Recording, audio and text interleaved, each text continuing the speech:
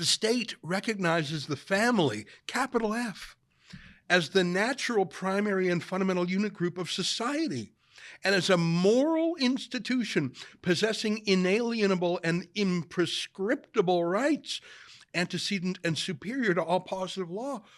Do you know what that means? That means the family is before and bigger and above laws that parliaments would issue. Like, that's an incredible thing to say.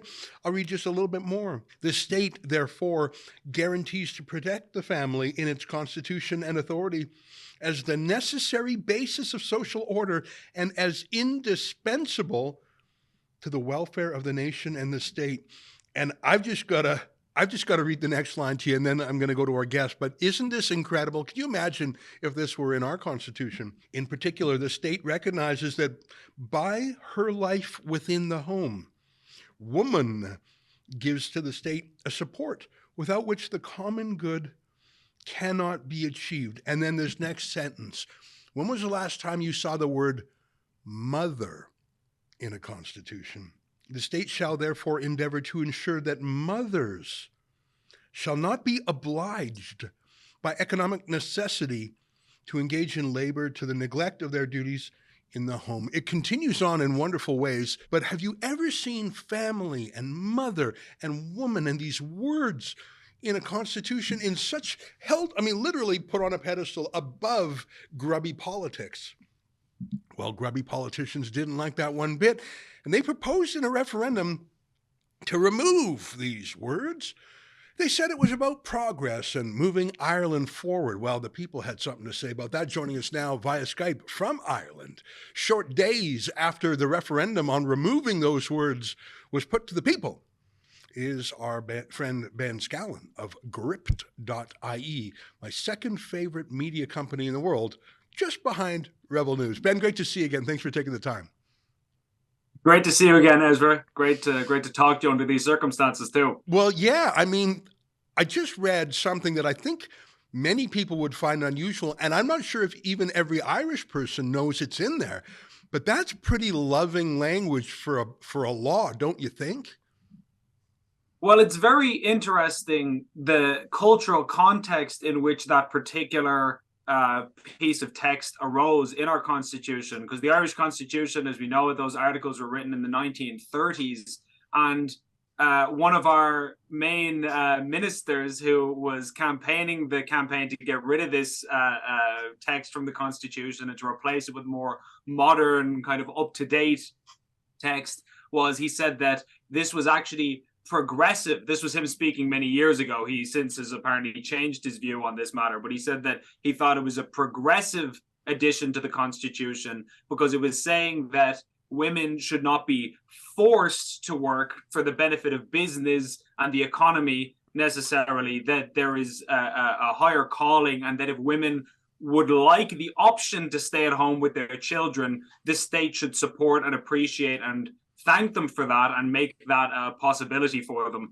But in the modern context and in the view of Irish politicians, this was seen as somehow oppressive or relegating women to a domestic role. Like, it's almost telling them, oh, women need to stay in the kitchen and they shouldn't work, which is absolutely not what the text says. If you read it, it's simply saying that women do very important work in the home. It's a reality that happened at that time in history and still happens today, and that we should acknowledge and appreciate that.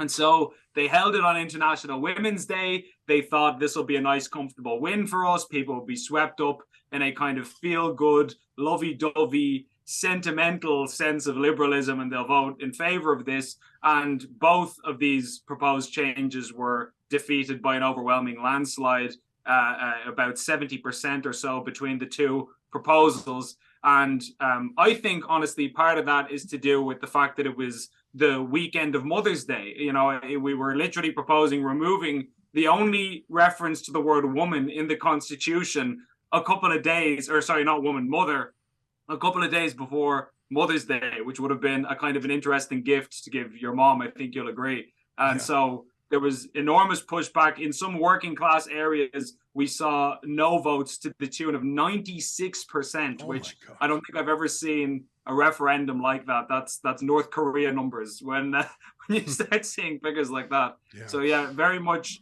an upheaval politically here in this country in the last week or so. Now, I've read a lot of your coverage and very interesting interviews, and it was like the entire establishment was for the removal of these words. By the way, can you be more precise? The word mother was in there, the word woman was in there, the word family was in there, lots of words that are triggering to the progressive left. What exactly was the proposal? Was it specific? Like, were they going to take the word mother, just delete it, or just say mother or father, or just be silent on that? Like, what exactly did they want to do besides eradicate the word? So what they wanted to do was they wanted to make the recognition of mothers gender neutral. So they were going to say family members who care for one another should be respected and appreciated by the state. So that could be your grandmother, or it could be your that would be tantamount to repealing Mother's Day. I mean, because why should mothers have a day? What about non-mothers? I mean, what was the political rationale for this? I mean, there's a saying in North America that's as American as motherhood and apple pie. The phrase meaning that no one on the left or the right would be foolish enough to challenge that apple pie is wonderful and that mothers are wonderful, as American as motherhood and apple pie. Who cooked up the idea in Ireland that the Irish were sick of treating their mothers nicely, that the Irish were sick of Mother's Day? Like, where's the angle here? It obviously failed spectacularly, 3-1 the votes against it. But who thought this was a winner, and why did they think it would win? Well, Ireland, as I'm sure you know, has had a number of referendums in recent history on progressive issues, and all of them passed comfortably for years now. I mean, I believe, if I'm not mistaken, I think we were the first country in the world to legalize same-sex marriage by popular vote. You know, other countries have brought it in through court rulings and government edicts and so on, whereas we were the first people that the Irish public at large voted for it. Same goes for abortion and so on and so forth. So I think they assumed this was going to be another one of those. And I think the reason they did it more than likely is because, as you and I have discussed on this show before, Ezra, the government is under intense pressure when it comes to certain controversial issues like immigration and like hate speech laws and things like that.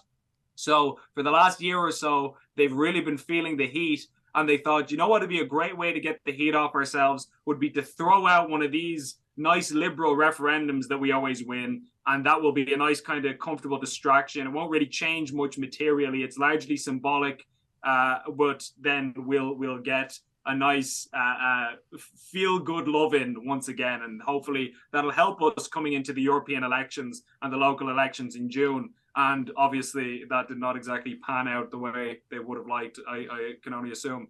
I have a theory for you, and you tell me if I'm right or wrong on this. Sometimes a referendum can be a safety valve of a whole bunch of different issues. In Canada, we recently had a special by-election in a district, and the Conservative opposition did tremendously well, 57%, even though Prime Minister Justin Trudeau and a lot of his cabinet campaigned there. And obviously, it was more than just the local campaign. It was like a lightning rod for all the various crises that Canada's going through right now: inflation, immigration, crime, corruption. What do you think of the theory, the hypothesis that, yes, this was about the government picking a fight with mothers and the word mother, but it was also a way for people to lash back at the establishment on some of the issues you just described: the immigration, the crime, some of the ways that the Irish government is perhaps getting too far ahead of their skis, so to speak. So this was about defending mothers, but it was also a way for ordinary people to clap back at the establishment, because really it was the entire establishment, wasn't it? All the NGOs, all the big political parties, all the official people loved this, didn't they? Yeah, and I mean, I think a lot of people who aren't familiar with the Irish political landscape will be shocked to know that even our biggest opposition party, Sinn Féin, which many people will remember from the Troubles as being this nationalist party that was fighting for Irish independence and so on and so forth, that party is now significantly more left-wing than the government. And if I had to explain the Irish political system to a foreign audience, in maybe an American context, the current government we have is basically like the Joe Biden, Nancy Pelosi wing of the Democrat Party. And then the opposition, the Sinn Féin type parties, are like the AOC, Rashida Tlaib branch of the Democrat Party. But that's the range, that's the Overton window you're dealing with, where it's just left to radical left. And so all of them put their entire weight behind this thing, and it seems like the voters have rejected them all. It didn't go to anybody's favor, at least none of the major elected parties. We had one political party that has a single seat, Ain2, and they campaigned against it. And it'll be interesting to see in the upcoming elections if they benefit from that. But for the most part, it was pretty much uniformity, and the entire establishment was rejected. And so, to your question, was this a rejection of something bigger than just the question of the referendum itself? I think it's very telling that one big source of frustration that the public had was the amount of misinformation that was peddled by the government throughout the campaign. So just to give one example, this is a government that set up a group called the Electoral Commission as a kind of a misinformation arbiter. Their specific purpose that the government set them up to do was to fight misinformation at election time. And this is the first electoral event that they've existed for. So this was kind of the unveiling of this brand new group. And during the campaign, they were fact-checking government ministers for false things that they were claiming about the Constitution. Our media minister, Catherine Martin, was saying things like, oh, the Irish government or the Irish Constitution says that a woman's place is in the home. It absolutely does not say that. That text does not appear in the Constitution. That's just a total and utter mistruth. Yeah, we just read what it says. It says a woman's place, if she chooses it, should be protected. She shouldn't be obliged to leave it. We just went through the text. The minister was lying.